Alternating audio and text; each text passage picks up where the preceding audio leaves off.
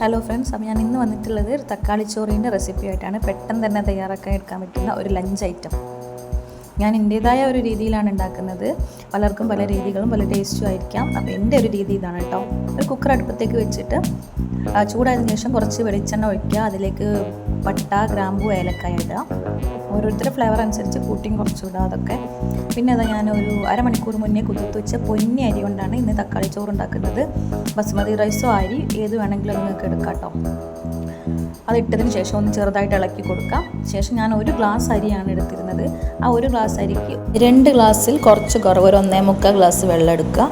അത് തിളപ്പിച്ച വെള്ളം തന്നെ ആയിക്കോട്ടെ കേട്ടോ.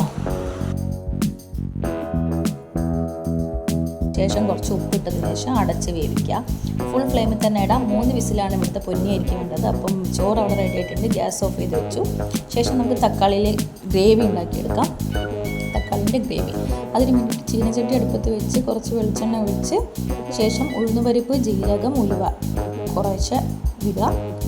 അതൊന്ന് ചൂടായതിനു ശേഷം ഒരു മീഡിയം സൈസ് വലിപ്പമുള്ള സവാള അരിഞ്ഞിട്ട് ഇട്ട് കൊടുക്കുക. ഒന്ന് ഇളക്കി കൊടുത്ത് വഴറ്റിയെടുക്കാം. അതിനുശേഷം ഒരു കഷ്ണം ഇഞ്ചി, വെളുത്തുള്ളി, പച്ചമുളക് പേസ്റ്റ് ഇട്ട് കൊടുക്കാം. ഒരു ചെറിയ കഷ്ണം മല്ലിയിലയും കൂടെ ഇട്ടിട്ട് വഴറ്റിയെടുക്കാം.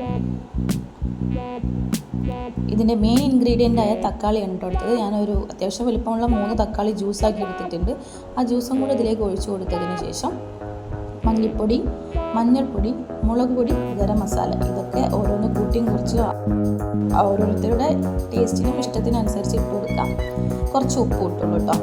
അതിനുശേഷം നമ്മൾ ഇതൊന്ന് വേവിച്ചെടുക്കാൻ വേണ്ടിയിട്ട് വേറെ വെള്ളമൊന്നും ഒഴിക്കേണ്ട. നമ്മൾ തക്കാളി ജ്യൂസ് അടിച്ച് വെച്ച ജാറിൽ ബാക്കിയുള്ളത് കുറച്ച് വെള്ളം കൂടി ഒഴിച്ചിട്ട് മിക്സ് ചെയ്ത് ഇതിലേക്ക് ചേർത്ത് കൊടുത്താൽ മതി കേട്ടോ. വേറെ വെള്ളമൊന്നും ഒഴിക്കേണ്ട ആവശ്യമില്ല. അപ്പോൾ ഇത് നന്നായിട്ടൊന്ന് വെന്ത് വരട്ടെ. പിന്നെ ഇത് പെട്ടെന്ന് തയ്യാറാക്കി എടുക്കാൻ പറ്റുന്ന ലഞ്ചായിട്ട് ഞാൻ മോക്ക് വേണ്ടിയിട്ട് എപ്പോഴെങ്കിലും നേരം വൈകി പോയാൽ പെട്ടെന്ന് റെഡിയാക്കുന്ന ലഞ്ചാണ്. ഏറ്റവും എളുപ്പമായിട്ട് ഞാൻ റെഡിയാക്കുന്നതാണ്. അപ്പോൾ ഇതാ നമ്മൾ ആ ഗ്രേവി റെഡി ആയിട്ട് വന്നിട്ടുണ്ട്. ഇനി നമ്മൾ വേവിച്ച് വെച്ച റൈസ് ഉണ്ടല്ലോ, ആ റൈസ് ഇതിലേക്ക് ചേർത്ത് കൊടുത്ത് മിക്സ് ചെയ്യലാണ് അടുത്ത പരിപാടി. ഇതാ മിക്സ് ചെയ്തിട്ടുണ്ട്. ഫോണ് ഷെയ്ക്കായി കളിക്കുന്നത് വേറെ ഒന്നും കൊണ്ടല്ല. വീഡിയോ എടുക്കുന്നതും കുക്ക് ചെയ്യുന്നതും പറയുന്നതും എല്ലാം ഞാൻ തന്നെയാണല്ലോ. അതാണ് കേട്ടോ. തക്കാളി ചോറ് റെഡി ആയിട്ടുണ്ട്. അപ്പം നമ്മുടെ വീഡിയോസൊക്കെ ഇഷ്ടപ്പെടുന്നുണ്ടെങ്കിൽ ലൈക്ക് ചെയ്യാനും ഷെയർ ചെയ്യാനും സബ്സ്ക്രൈബ് ചെയ്യാനും മറക്കണ്ട. അതിൻ്റെ കൂടെ ഒരു കോഴിമുട്ട കൂടി വെച്ചിട്ടുണ്ട്. അത് മോളെ ലഞ്ച് ബോക്സാണ് കേട്ടോ. കൂടെ ഒരു ചമ്മന്തിയും അച്ചാറും സോയാബീൻ ഫ്രൈയും. അടിപൊളി.